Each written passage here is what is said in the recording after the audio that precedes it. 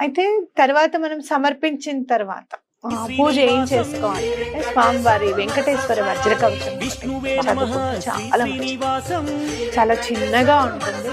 అన్ని వజ్ర కవచాల్లో కన్నా కూడా అతి చిన్నది వెంకటేశ్వర స్వామిది, చాలా చిన్నగా ఉంటుంది.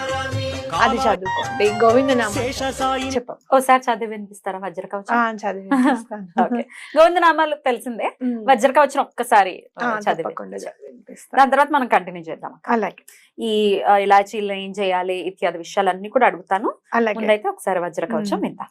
ఆ విఘ్నేశ్వరుడి పాద పద్మాలకి నమస్కరిస్తూ మనం శ్రీ వెంకటేశ్వర వజ్ర కవచం చదువుకుందాం. మార్కండేయ ఉవాచ నారాయణం పరబ్రహ్మ సర్వకారణ కారణం ప్రపద్యే వెంకటేశాఖ్యం తదేవ కవచం మమ ప్రాణే సప్రాణనిలః ప్రాణాన్ రక్షతు మే హరిః ఆకాశరాట్ సుతానాద ఆత్మాన